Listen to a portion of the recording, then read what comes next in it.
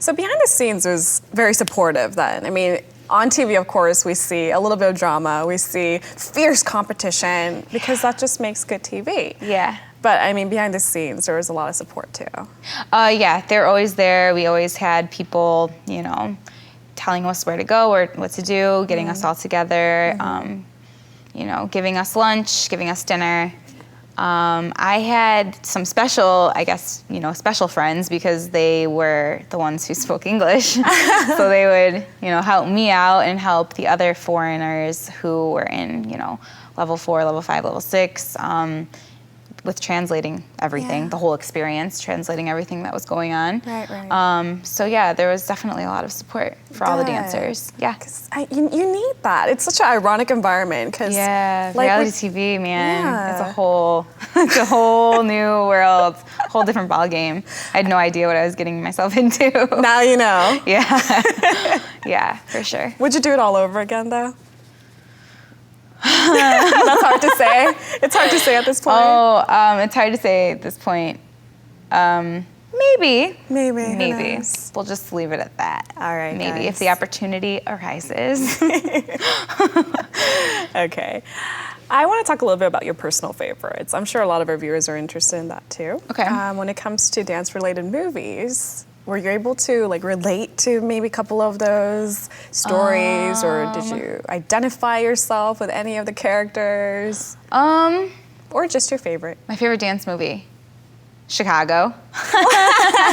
Chicago. It is awesome. It's such a good movie. Yeah. The dancing in it, unbelievable. You know, it's a Broadway show. It's amazing. Robbie thinks my favorite dance show or dance movie is Step Up. And I'm like, no, it's not. I mean, yes, there's amazing dancing in it, but just because I watched it on the plane to Korea doesn't mean it's my favorite dance movie. Yeah, so I'd say Chicago is my favorite dance movie. And Center Stage. Oh, How many times? Such a good one. Just because I've seen it so many times, and it doesn't even matter that the acting is awful. Oh, it's pretty awful. It's pretty good. Dancing's good, Pretty so I guess that makes it okay. Yeah, definitely. You know, actually, those are some great recommendations because, I mean, these are actually classics now. Totally. I would call them classics. Watch them. Definitely watch them. Do you ever identify with the dancers in the movie, though? I guess I ask you this because personally, when I watched Black Swan, it hit way too close to home. It was like, Really? It was almost nerve-wracking, and maybe that's because my ballet experience was a little different.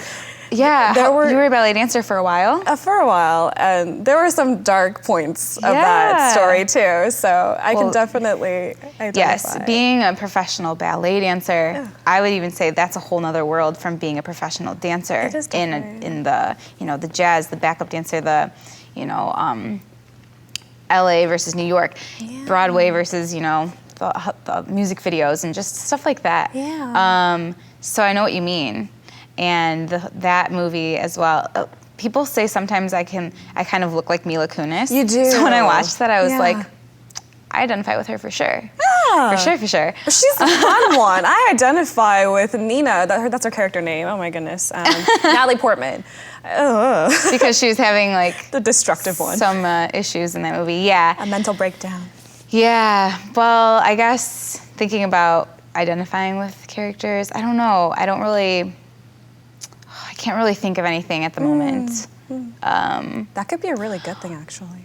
Well, now that I said Center Stage, you know how she's always working. She's always like working on her turnout, and she doesn't ever think she's good enough. I identify with that. Really? Definitely. Do you think a lot of dancers are guilty of that? Like, you know, thinking that there's always more to accomplish of than course. what I have accomplished. Yes, of course. I think because there's always someone better than you. There's always going to be someone better than you. There's always someone that you should strive to, you know, to be like, or to just, I don't know, to be yourself, to make your own way, but to also just watch what's unfolding before you in the dance world and try to emulate and try to just kind of grow along with it. Yeah. So it's interesting how that works because eventually you have to create your own unique style, like you said. But when it comes to technique, you do have to copy those who are more accomplished than you are, perhaps more ahead of you. For sure. Yes. Did you have a role model when you were growing up?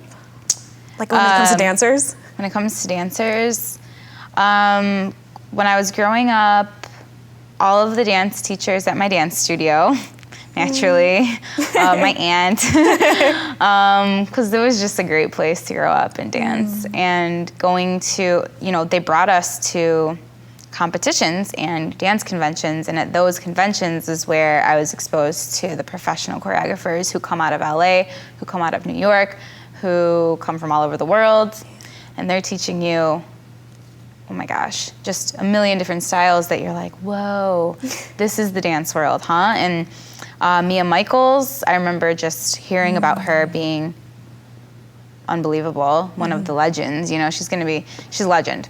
And taking class from her, I was like, I get it. Like, I totally see why.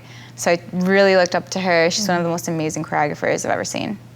And now a lot of the Dancing with the Stars and So You Think You Can Dance, that is making me look up to so many more people, so many more people. And one of my best friends from 7th, 8th grade, I grew up with her, Kate Jablonski. She's becoming an amazing choreographer, becoming super famous all around the world for her choreography.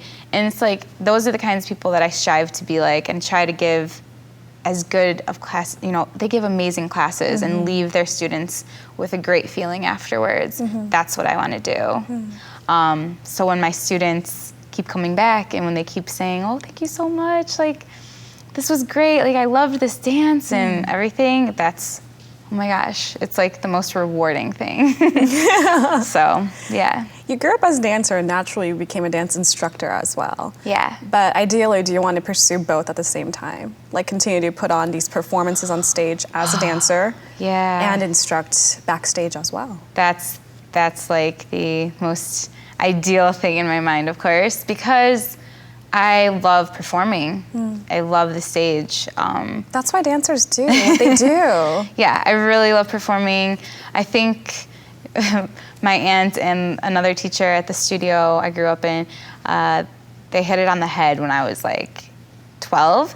They gave me an award that was called the Loves an Audience Award, because they said, even if you're not really energetic during practice or rehearsal, like the minute you get on stage, it doesn't even matter what happened in rehearsal because that's where you come alive.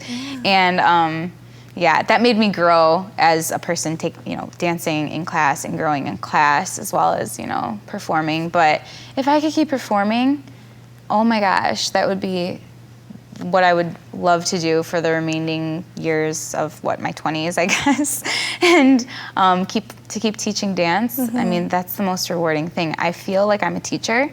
I enjoy teaching English. I enjoy teaching dance, but dance is my passion. So being able to teach it is like, I will do this forever. But yeah, I've been looking for other performances in Korea because being able to perform on a stage such as Dancing 9, that's like a once-in-a-lifetime thing for me, I think. But I've been looking for other performances to audition for or companies to try out for because I would really like to continue performing. It is a very tough industry. It is a cutthroat industry, and there are so many wonderful dancers, like you said. Yeah. But I hope to see you going strong as a dancer and a dance instructor, because I think you shine in both. Thank you so much. All right. Any last words you'd like to share with some of our viewers? You have just a couple of minutes.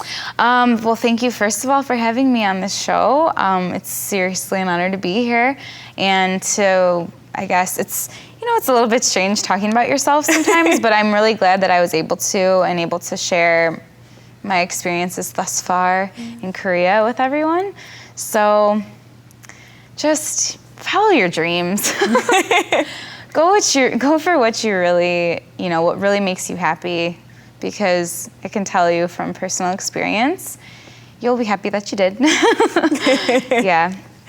So. All right. Thank you so much, Sydney. You're so welcome. I hope Thank to you hear for having great me. things about you. Thank you so much. All right, guys, the conversation doesn't need to stop here. You can, of course, continue to chat with us to our website, ebse.co.kr, and you can keep in touch with Sydney, too. So look her up, look up her classes as well. Thank you, and see you later, guys. Bye. Thank you.